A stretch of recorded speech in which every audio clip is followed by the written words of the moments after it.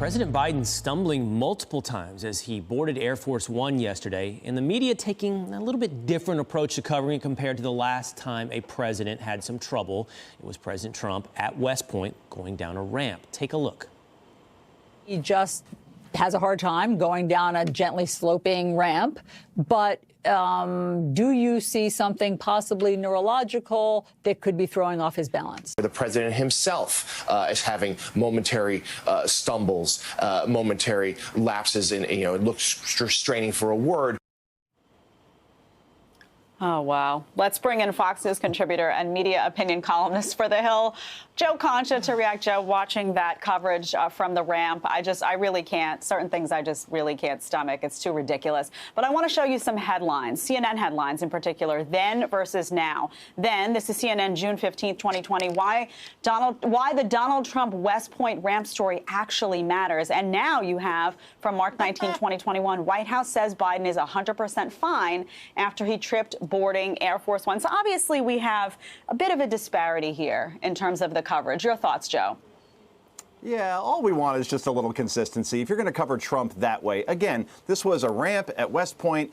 Pete, Will, you wear dress shoes on anything like that without a railing. You're going to walk carefully. I don't care if you're in your 30s like we are or Donald Trump in his 70s. Yet this was the coverage then. And then last night you watched CNN, MSNBC. This was a non-story. And the best part is that CNN just gobbled up the fact that the White House said that it was the wind that blew over the president of the United States. Not once, not twice, but thrice. If you look at the wind at Joint Base Andrews yesterday, it was about 10, 11 miles an hour. At last check, that shouldn't blow over a human being multiple times going up steps. So this is why, again, our adversaries are noticing this sort of stuff, not just the physical stumbles, but the verbal stumbles with Mr. Biden as well. When he calls, doesn't even know the name of his defense secretary that was just confirmed, or the fact that he doesn't know where his defense secretary works in the Pentagon. Or again yesterday, guys, he calls Vice President Harris President Harris. This is a president that was going to Atlanta yesterday, and that's all well and good, but then the next flight should be to our southern border where there is a crisis going on to the point where it's a disaster because FEMA is there,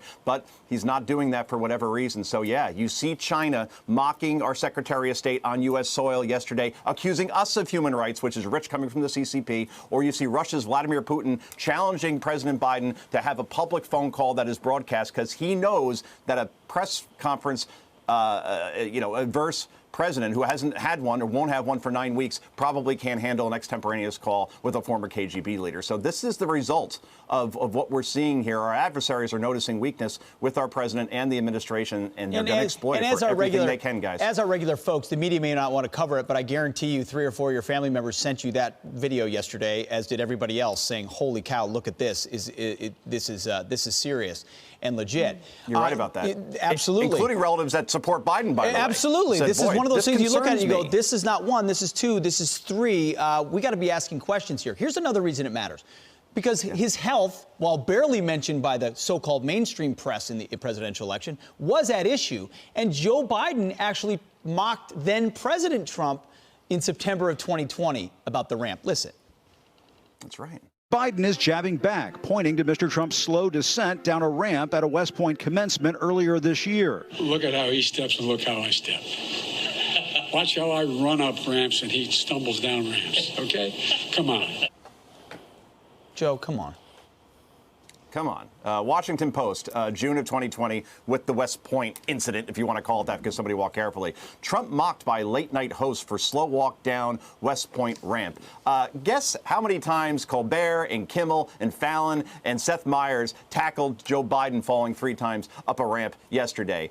It's the number you get when you multiply something by 0. 0, because we don't want to offend anybody by doing any sort of uncomfortable comedy. So, yeah, that's the thing. It's just Hey, Joe, so are they ever going to ask the question, is this question ever going to become front and center? Were you aware of the scandal that hid his health problems to a Biden administration or campaign officials? Will that ever become a real question that's asked? Did you know how bad it was?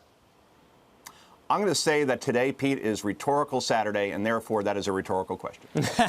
Well, the answer to that question The answer to that question, Joe, of course, lies in whether or not we have a true, honest, unbiased, or even balanced media. A D.C. Circuit Court judge is questioning that very premise. Here is Lawrence Silberman. He said this in a dissent in a case recently. He said the increased power of the press is so dangerous today because we are very close to one-party control of these institutions. One-party control of the press and the media is a threat to a viable democracy. Two of the three most influential papers, at least historically, the New York Times and the Washington Post, are virtually Democratic Party broadsheets. Nearly all television, network, and cable is a Democratic Party trumpet. Even the government-supported National Public Radio follows along. Again, that is a federal judge's words on an indictment here of where our media culture is. And you know what's striking, Joe? The few institutions that do not follow along with that lockstep groupthink, they are the targets for attempted shutdowns or ad boycotts or whatever it might be.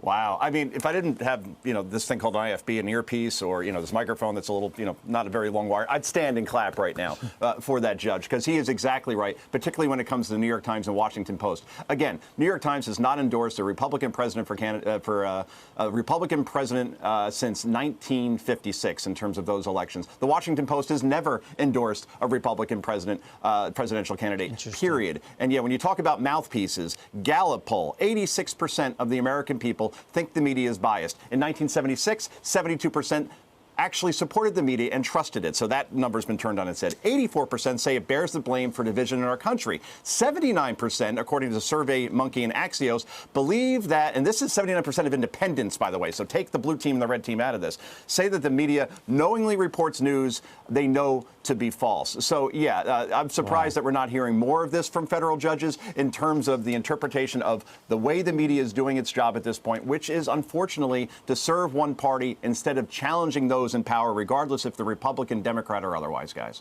Wow. Joe Concha bringing the stats today. Thanks, Joe. We love having you as always. Thanks, Joe. I also picked Ohio it. State in my NCAA poll, so, go figure. You could be wrong, too, on TV. Unbelievable. There you go. Oral Roberts. Thanks, Joe. We'll see you again soon.